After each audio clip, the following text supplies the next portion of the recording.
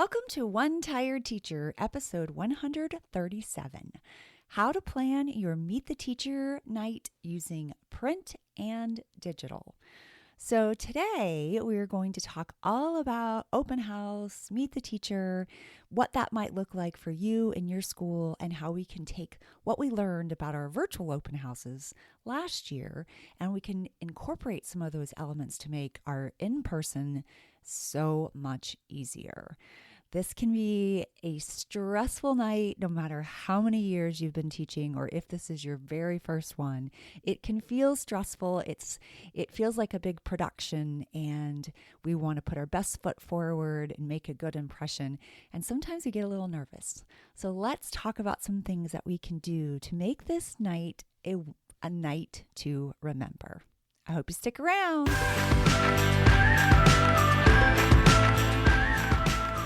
Welcome to One Tired Teacher. And even though she may need a nap, this teacher is ready to wake up and speak her truth about the trials and treasures of teaching. Here she is, wide awake. Wait, she's not asleep right now, is she? She is awake, right? Okay. From Trina Devery Teaching and Learning, your host, Trina Devery. Hey, so I feel like it has been so long since I talked about anything other than Makerspace. So I think that was a long stretch of conversation about Makerspace. I do feel strongly about this, and I think it can be such a special, magical thing to have in our classrooms, and I think it's important. But I'm not going to talk about that anymore for quite a while. So you're in the clear when it comes to that. I will be talking about things that I think engage our students and excite our students, help our students fall in love with learning, because that is what I think is really important and what we need to focus on in our classrooms. But we're going to step away from Makerspace and all things that have to do with that. And we're going to focus on some things that will hopefully get you prepared for back to school, because that is really right around the corner. In my district, we have one more week before teachers have to go back, which is crazy. I don't know where the time went. It just feels like it flew by. And I don't know. I am not returning to my position as media specialist. I actually resigned. This is my second time of resigning. And then I really focused on trying to meet the needs of teachers all across the country and really hone in on that and create some materials that hopefully makes your lives easier and helps you do such an important job that you do with kids. And I did that for about 2 years, and I went back into the school system, and now I'm ready to try again, to really focus on that again, because I feel like there's lots of things that can help teachers, and that's what I am hoping to do. And I'm looking at some other options too, some options in the works to see what will happen.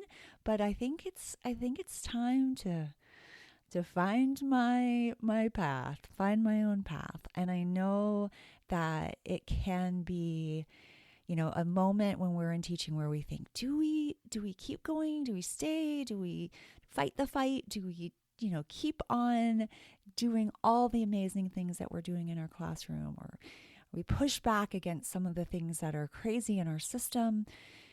And I say, yes, we do that. And I think I think what teachers do is such an important job. And I know that in my heart and in my mind, I will always be a teacher. I feel like once you're a teacher and you've been teaching for over 20 years, or even if you've been teaching for a few years, it just becomes a part of who you are. And I think it's something that's very hard, very, very hard to let go of. And sometimes you find yourself doing it even to your spouse or your own children. They're like, stop teaching me. I'm not your student. So I know I've had that.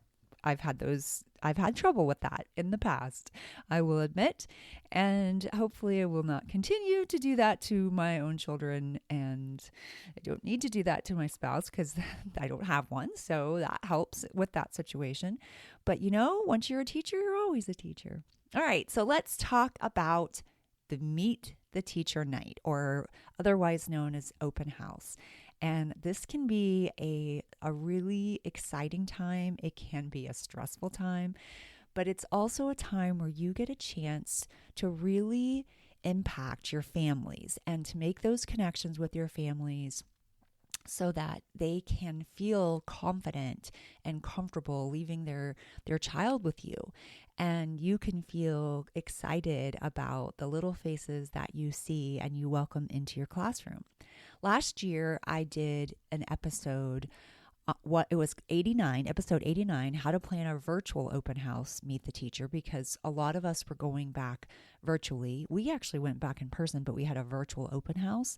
So a lot of, we were keeping parents and people out of the schools. And I don't know what that's going to look like this year, if we're planning on going back in person or they're planning on having a virtual open house again.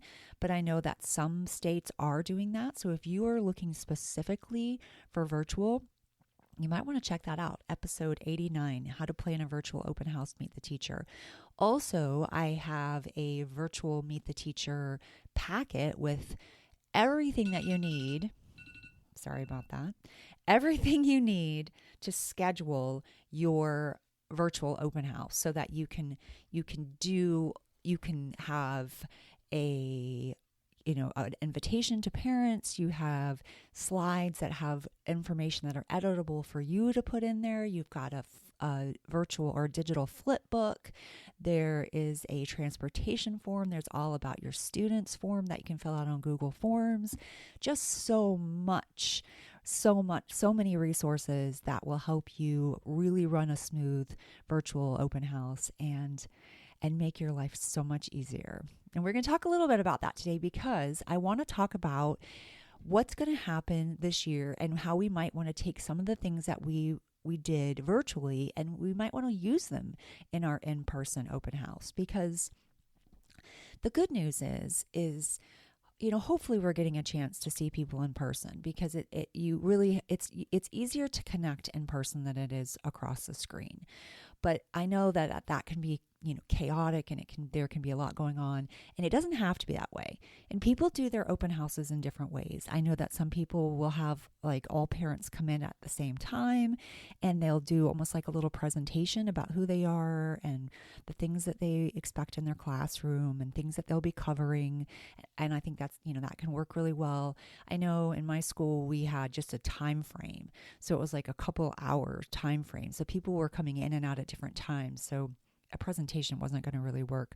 I usually had a video or a slideshow playing on my board so that parents could see a little bit about me and a little bit about what I planned on doing with the kids that year, or maybe even my policy on homework, and anything like that was kind of playing in the background so they could watch it.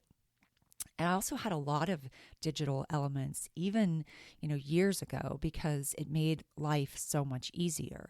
So that's what I want to talk about today. I want to talk about some of the things that we can do before we, plan our open house. So first of all, I think you needed to kind of decide what kind of style are you going to do? Are you going to do a whole group kind of presentation, or are people going to be coming in and out at different times? Because if they're coming in and out at different times, it makes it more difficult to kind of have that formal presentation. So what I like to do, so that I don't feel like I have to be on the entire night. Now you are on the whole entire night, but you get a little bit of a reprieve, is I like to have a scavenger hunt. So when they first come in, before they even come in my room, I have a little desk outside with a sign up, and they can, they sign up, so that I know that they attended, and they give me their phone number and their email, and maybe even how their child gets home. That's always a really important thing. I always want to keep track of that. Even if I have to walk around with a clipboard and ask parents, that's what I would do. Later on, as time went on, I set up computers or devices in my classroom, and I had parents fill out a Google form that gave me all the information that I needed about them, and about, phone numbers and emails and emergency contacts, and how the child got home, and like things that they wanted me to know about their child and things like that. And it really helped because then it's all the information goes into a spreadsheet. So I have access to that spreadsheet, and that makes life so much easier. So that virtual option or that digital option was part of my in-person Meet the Teacher. So I think that is a really good idea to do. And like I said, I do have a virtual open house packet, but I also created one for an in-person Meet the Teacher night, but just using some digital aspects or options. Like I have a regular paper pencil sign in, or I have a digital sign in. So that makes it, easier for you to decide which one you would like to do.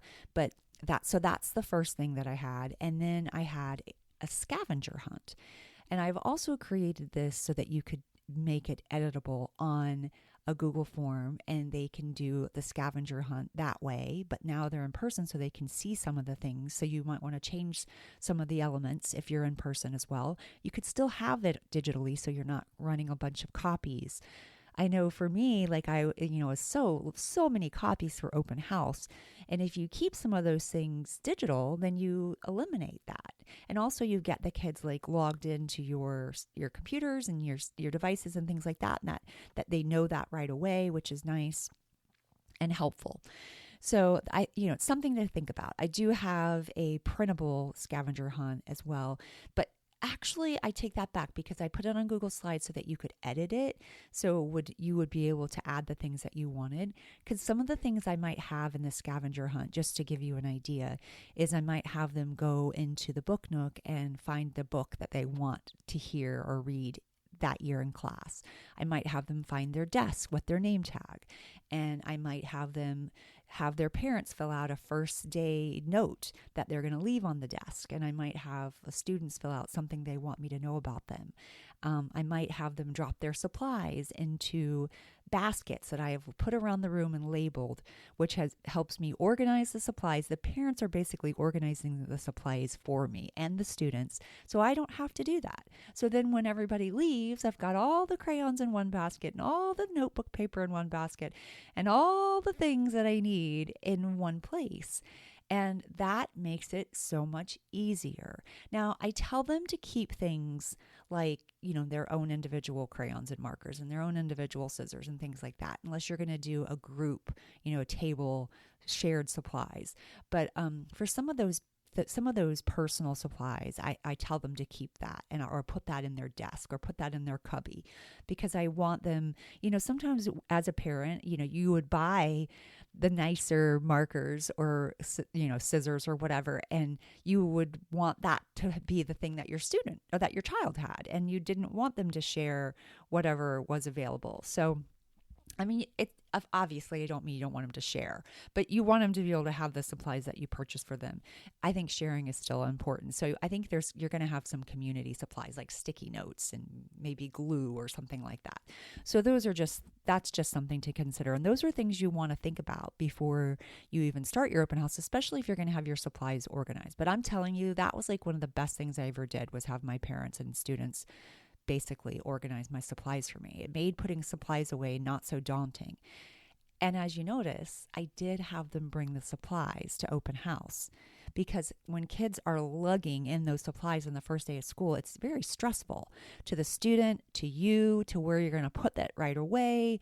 Then you're organizing it on the first day of school, and it takes time. And so open house is definitely the time to bring the supplies.